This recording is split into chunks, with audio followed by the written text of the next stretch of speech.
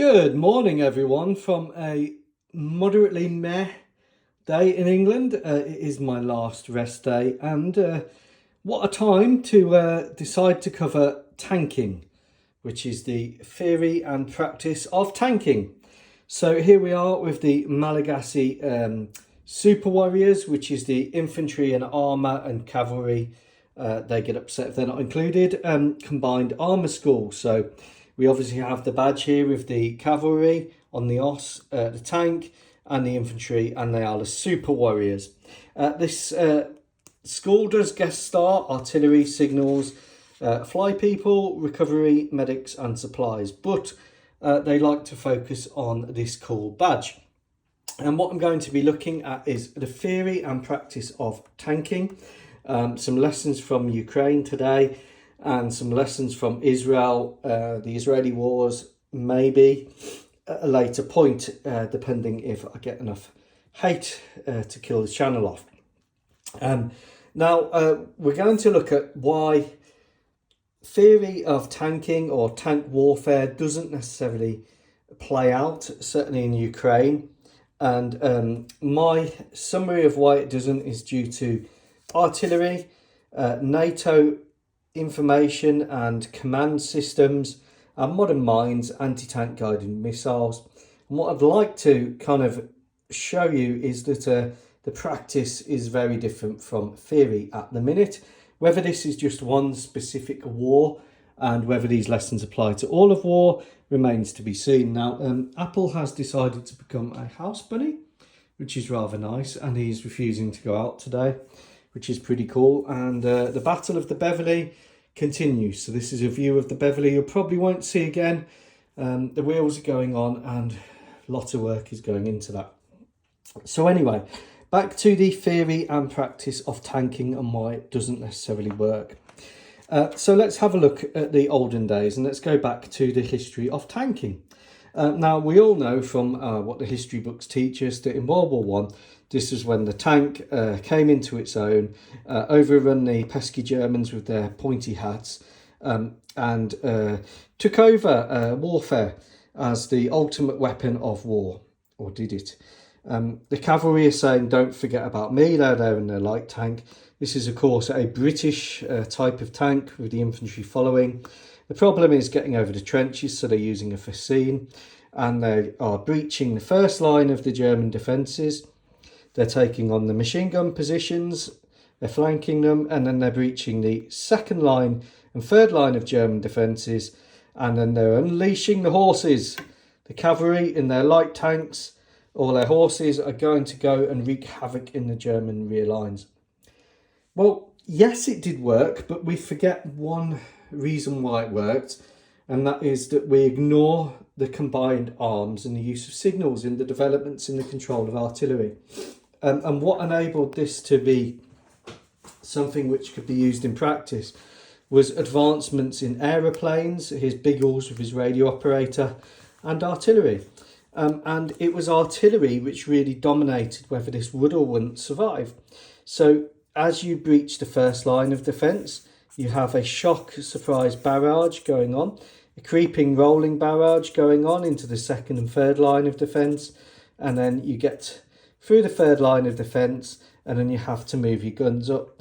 Now, where the British and Americans and the Allies became very good in 1918 was the coordination of artillery through basic radio systems, airborne observation posts, and targeting effectively. The whole problem in World War One was you could get the penetration of the German lines, but you couldn't get exploitation.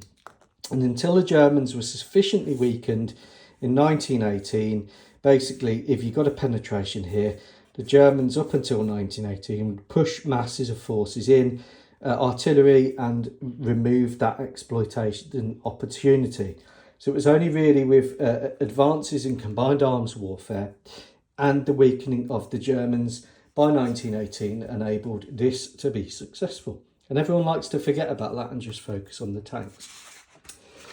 Now, let's look at another common area of somewhat misconception, and that is the Blitzkrieg myth. And here I'm going to draw a lot of hate, but if you go back and you look at the historical text and you look at what the German High Command were doing, the German High Command on a whole was not sold on the ideas of Guderian, and they were not sold on the ideas of the Panzer Corps. In fact, in the run-up to World War II, the German High Command was ordering barbed wire en masse. So you have a split in the German army between those who want to try out the new ideas of indirect approach, as per Basil Liddell-Hart, as per what the Soviets pre the Stalin purges had been working on, and those that quite frankly think that World War II is going to be a repeat of World War One. And the idea here of the Blitzkriegers, the armour gurus, if you like, of their time, was that you gather mass for Schwerpunkt, you push through centre and mass, flank the enemy's armies, you take town after town after town and eventually hit the capital city, ending the war. It is an indirect approach. It relies on speed, mass, centre of mass at this point of penetration, and flanking the enemy.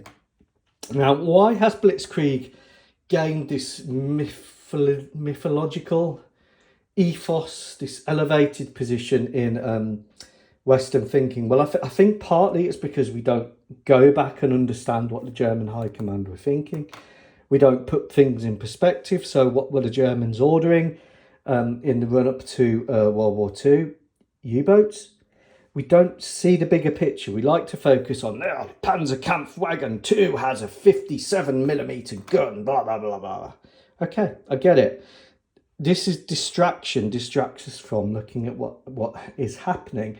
And because the Panzer Gurus were very effective in what they did and they pushed hard, we go, oh yeah, Blitzkrieg, it must have been a German idea on the whole. Now, did elements of the German High Command then adapt it, claim it as a success? Well, they certainly did. And that's the issue here is if you look at what actually happened on the ground, and one counter-attack by the British and the French almost panicked the entire German High Command into stopping everything.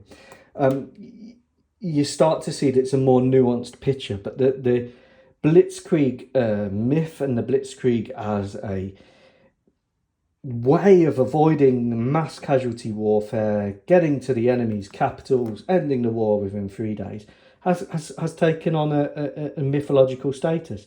And we can see when it is applied successfully, such as in 1967 in the Six-Day War by the Israelis, 1991 in the Gulf War by the Allies, the UN, 2003, yes, up to the point where it became an insurgency. In Gulf War II, yes, the Thunder Runs. This is like the holy grail, the mecca of armoured warfare. Now, the Russians have tried this, and interestingly, it's gone wrong for them pretty much every time.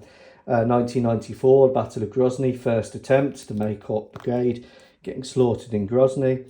2022, the fiasco around Kiev, and Vuhledar 2023. So when it works, it's great.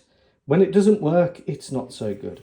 Now, let's have a look at how this was then developed, and the idea of Blitzkrieg was effectively owned by NATO and the Allies. And what this was coupled to then was a really effective form of combined arms warfare. And a prime example is this Operation Cobra in 1944, which was a very good operation. And then you've got Operation Bagration, which was done by the Soviets. Again, in 1944, you got the Summer Offensive and the smashing of the entire German army groups on the Eastern Front. Where we got it wrong, just go look at Operation Goodwood, Epsom and Charnwood if you want an example of how not to do it. So this is where the NATO theory of tanking has really come from. And this is in the offence, not in the defence. Defence slightly different. But you've got this concept of battle groups, or brigade combat teams, or up to the top divisions. And you have a diversionary attack on the enemy's strong points here, taking their resources away, and then you have the forward edge of battle area, push your armour through en masse, go through the forward line of the enemy troops, exploit, take take those key objectives and push on towards the capital town, ending the war very quickly. That's the NATO Mecca, the holy grail of armoured warfare. And to win and to do this successfully, you need air power, you need artillery. Most importantly, you need intel and signals, you need supplies, and you need your forces to be well trained. If you try doing this with untrained forces or forces that aren't well trained, you get absolute chaos. The prime example of that is in Ukraine, and it's their summer offensive of 2023, which was, by all accounts, unless you're Denis Davidov or Anna from Ukraine, an absolute disaster. And what that disaster is down to is really well-trained troops. Now, this is extremely hard to do in practice, and NATO trained and trained and trained and trained and trained and still does for it. Because essentially, if your unit here at this point, point A, gets worn out or worn down, you then need to push your next unit through it. Now, pushing units through other units in combat is very, very difficult. But NATO train and train this. So Unit A, worn out here. Unit B comes through. Unit C comes through. It takes years of training. It takes good signals. It takes air power, artillery, intelligence to do it. And if you don't have that, you're going to come a cropper. Now, let's have a look at Ukraine. And why is Ukraine bogged down into this slow grind warfare, which Alex from History Legends has called snail war? Well, one assembly of mass equals death. Why can't the Russians assemble their shock armies? Why can't the Russians assemble their combined arms armies? Why can't they push through? Why can't they get to Kiev again? Well, NATO, big reason. Radars, ground mapping radars, drones, spy satellites, open source mapping, U-2 reconnaissance aircraft, EC-135 reconnaissance aircraft, Reaper drones, AWACS. Okay, you get the picture. They can't do it because NATO is telling the Ukrainians where they are massing, and then they are delivering NATO-inspired HIMARS strikes. They are delivering Storm Shadow strikes. And that's the problem for the Russians. The Russians have an exploitation problem, just like in World War I. They can't mass their forces and they can't penetrate. The war has become one of grinding artillery, drones and mines. It's become an attritional, static even, slow grind warfare, and that favours the Russians because they have 144 million population versus 30 million. Now, if the war continues like this, unfortunately, Ukraine will lose. The problems are around penetration and exploitation. And you look at the Kursk offensive, which the Ukrainians have done, which in my view should have been a raid. And Zelensky's put all his eggs into that Kursk basket. They can't exploit it. The exploitation opportunities are gone. They should withdraw, but they won't do it because of the media. And they are stuck. And the Russians, with the overwhelming population, we just overwhelm them. Russia can take 5 times the losses of Ukraine and still survive. So I tasked my Malagasy Combined Arms School with creating Ukraine on the dining room table, because everyone's at work, it's my rest day, and why not? And in part 2, I will look at what's happening in Ukraine. Now, I've already covered some of the Russian tank tactics, which are basically get up in the morning and go and shell something and then go home.